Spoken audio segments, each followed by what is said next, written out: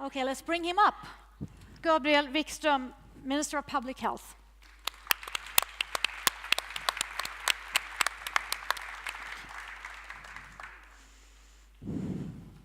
Well, thank you very much. And it seems like you have had a good afternoon with all these post-its being all over the place. Thank you everyone for being here, and thank you for having me. You know, government, it seems, doesn't have a very good name at the moment, by which I mean democratic governments, of course. But as Goethe said, to rule is easy, to govern is difficult. And after being a minister in a democratic government for 24 months, Goethe certainly has my vote. Right now, for 4 years, I am responsible for people's health in Sweden. How complex and interconnected that is, and how it crosses right across our national borders, I will come to. But before speaking on the how of the work of governments, I would like to touch briefly on the why. And to keep that in focus, I would like you to picture the images of 3 children you all know from our newspapers and screens. The first is the face of a starving child. The pinched features, the swollen belly, the big eyes with that look at the camera and at us. The second is the face of a child struggling with obesity, heavy, defensive, almost apologetic.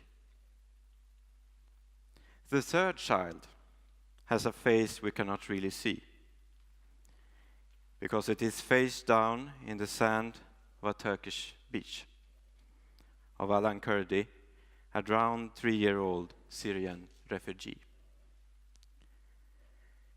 We all know, all of us, that this is not how a child, how a human life should be.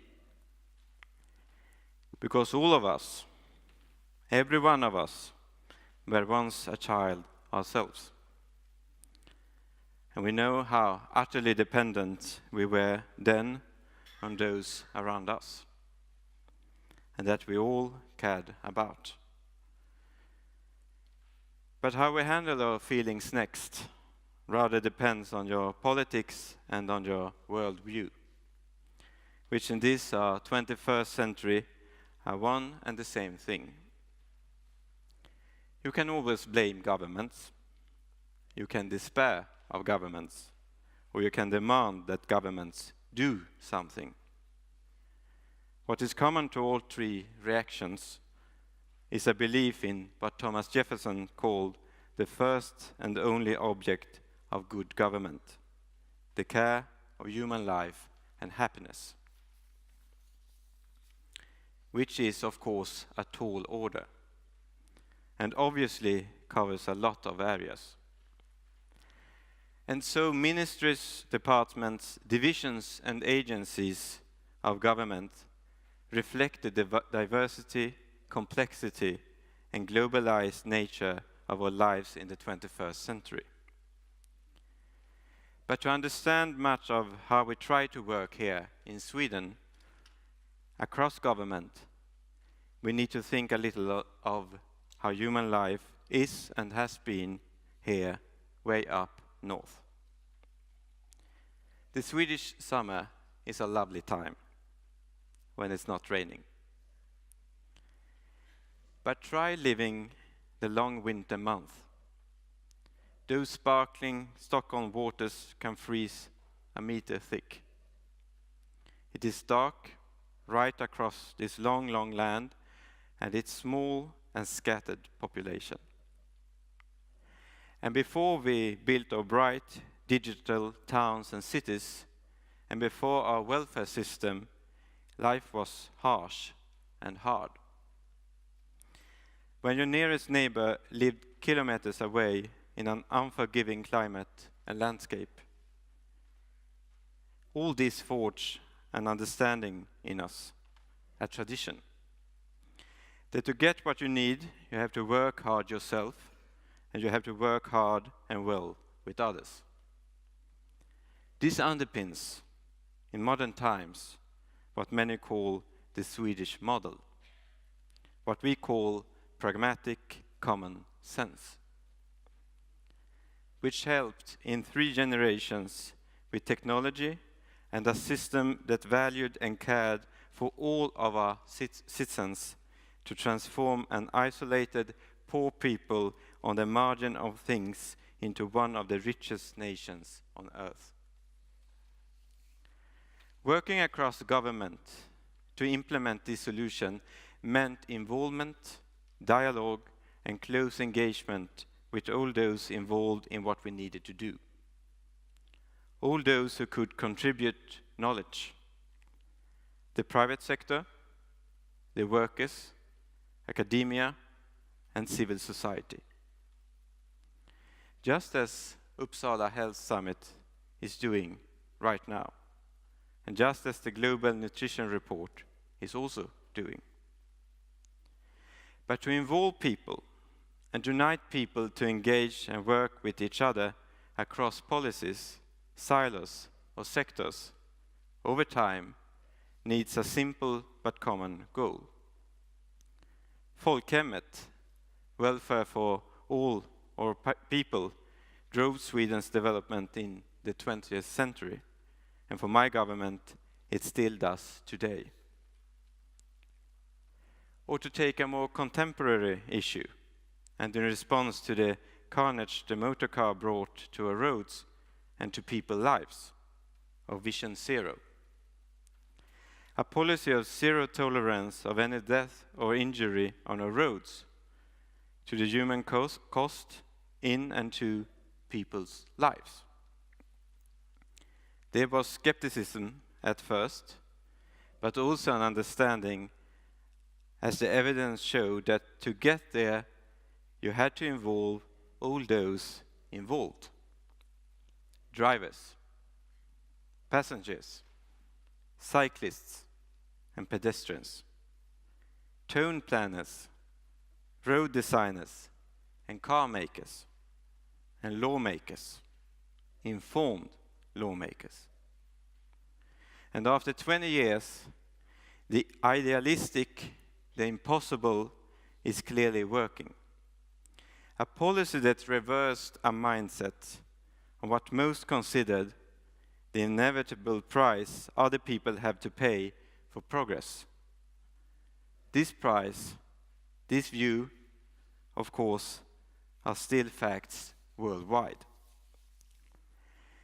But no Vision Zero, and above all, how it works by involving everyone, is being rolled out in capitals and countries worldwide too. Of course, it must be adapted, and the what and how understood. Many things can get lost in translation. The Swedish name is Nollvision, and first calling it in English Zero Vision didn't exactly help. But most importantly, almost above all, it shows what can be done, and that where there is a will in the modern world, there isn't one way, but many ways to go together. This is one thing that we all need to remind ourselves of, and to remind all those we meet.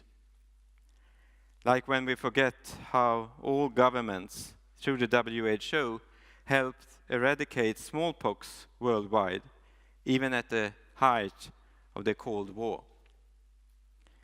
The global challenges we now face, personified by those 3 children I ask you to picture: famine and malnutrition, obesity, and on wanting a better life, will not be won by any one government. Any more than antibiotic resistance that threatens to take us and our children back to a medical dark age, or the greatest challenge to all human life, climate change, will not be solved by any one government, not even a Swedish one. For all the hard work we have done and are doing in these fields, there is still everything to work for and everyone to work with, but it can be done. So the best way for all of you here to understand how we work across government, and the only way this government or any government will be able to implement the solutions we and our children need, is for you to work with this government and our co-partners, and with and on all governments. Advise, publicize, shame if you need to, but still better, share, inform, and inspire.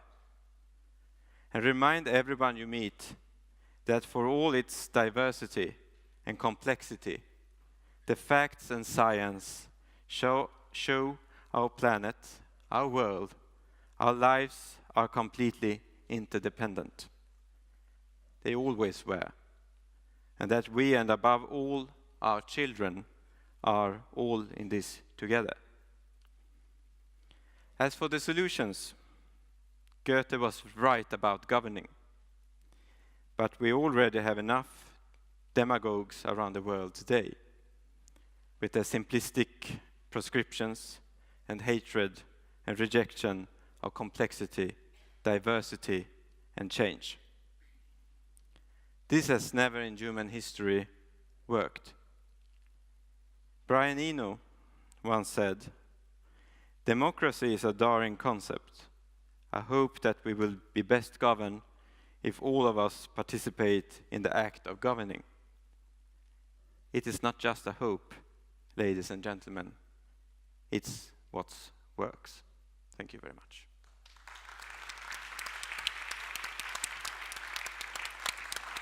Thank you. Corinna, what were your thoughts as you listened to the Swedish minister? That, what you were talking about is really fundamental.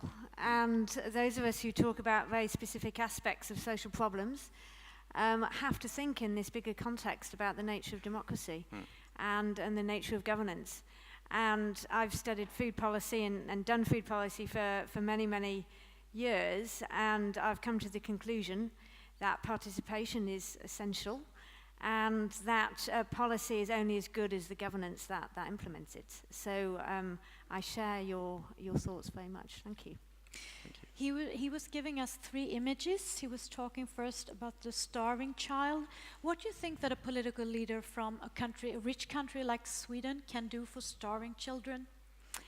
I think it's a question of working with other governments, like you said. It shouldn't be a kind of, we're the rich West, let's go in and impose ourselves and solve the poor countries' problems. Those countries are smart countries. They can and are able to solve their own problems to a certain extent, but not without the global community. So to be part of a global community that is funding, that is lending human capacity and experiences to that as part of a shared experience. So fundamentally, I'm a great believer that it takes a whole world to solve problems in specific countries. And what about obesity? He was talking, second image was the obese child. We have child obesity in Sweden. What do you advise him to do? In Sweden or in the rest of the world?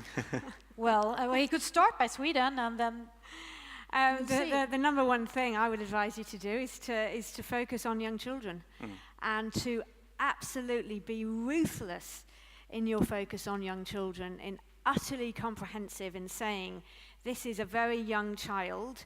By the time they are 5, they need to love to eat well and love to take physical activity. So to give them the gift of loving good food, of having healthy preferences for physical activity, and that all has to start very young, and it has to be very, very comprehensive. So every part of a child's life should always be geared towards that. And there are lots of policies which I don't need to go into, able to do that, which I'm sure you're aware of as well as I am. But that would be my number one priority for you. What do you have in mind for the young children in fighting obesity? Well, I think that the Swedish main goal when it comes to health is to eradicate the health gaps that exist in the Swedish society. And I think that that is a very good start on discussing health in general and obesity in particular, because we know that the challenges we are facing are all related to the gaps that exist between different groups within the Swedish society. You can't discuss obesity without discussing class, education, the possibilities or the lack of possibilities that the children growing up in their community have or do not have. And that is fundamental, and that is also something that in all the forums and all the meetings I have with other ministers, and whether it be in the World Health Assembly in Geneva or in the UN General Assembly in New York, try to emphasize that we need to talk about health related to equality. Could I ask you about the specific tool of sugar tax, which has been discussed today as a policy tool used in some countries? What are the views of the Swedish government on this? Well, at the moment we are not looking into introducing a sugar tax, and the reason is really that, you know, the Swedish policy towards obesity in general and child obesity in particular has been lacking behind for many, many years. And what we are trying at the moment is to get a more holistic approach. So therefore we have an inquiry that is being conducted by the Swedish Food Agency and the Swedish Public Health Agency. And they're really trying to, you know, form the foundation for a strategy that will have this holistic perspective. And they will be reporting back to the government in the beginning of next year, and then we will have concrete proposals to take under consideration from the government, and I'm sure that taxes or likewise will be discussed in that framework, but we wanted to start in the holistic approach and not get down into the toolbox immediately. Swedish experts, Claude Marcus, a famous researcher on child obesity, has said that, well, we already know what we need to know, so we could go ahead, or a government could go ahead to a policy. What would you respond to such a Well, you know, the experiences from many countries differs, and I think it's when you discuss to introduce a sugar tax, you need to know why you are introducing it.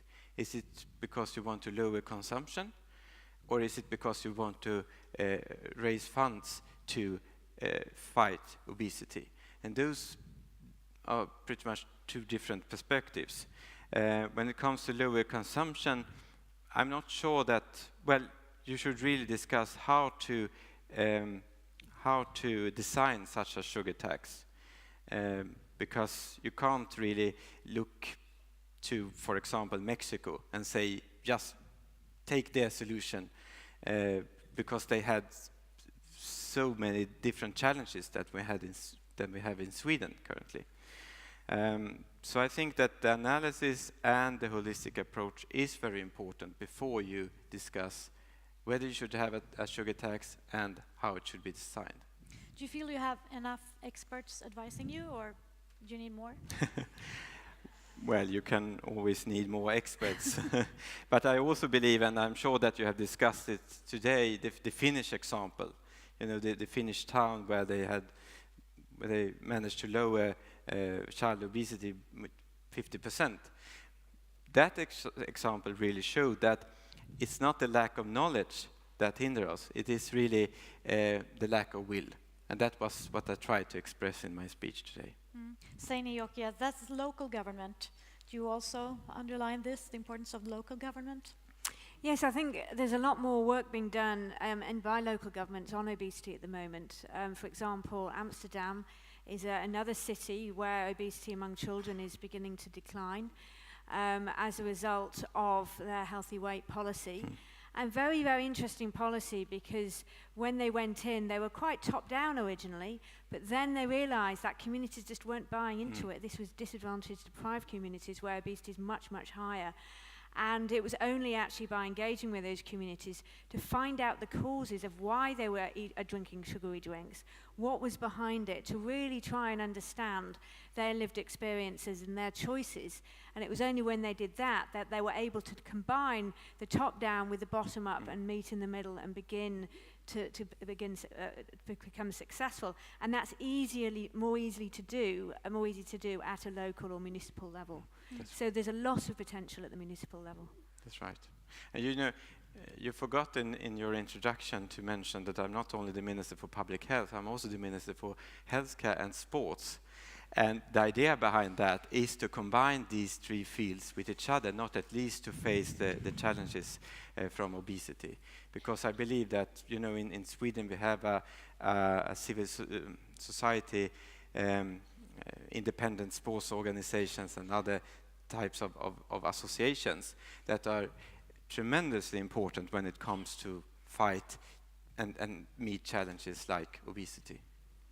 Yes, you should have been here earlier. We were doing so much exercise. That's why we have posted, you know, things all over. Well, I could have led them. Yeah. One last question. Some countries have national strategies to combat child obesity. Is that a good tool, do you think, for national politicians? Absolutely, it's necessary. I admire the fact that you're taking a holistic approach. The key thing, though, is to implement it and deliver it holistically, and that takes governance. That takes decision-making at all levels. It takes smart thinking about how you bring people together. So that the trick is actually in delivering it, and that's where the governance comes in. So I think it's quite easy to have a good strategy on paper. That's hard enough, I should say.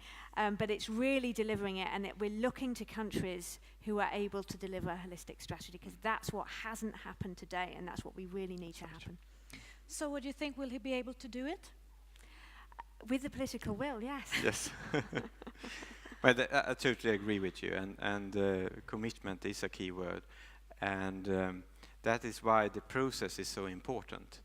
You know, sometimes people say that, well, you can always copy another country's strategy, and of course you can do it, and probably the strategy that the agencies will come up with and present in the beginning of next year will probably be very similar to many other countries' strategies. But that's not the point. The point is that they need to involve actors within the Swedish society to make this commitment, and to not at least also to create awareness amongst key actors, but also amongst the public.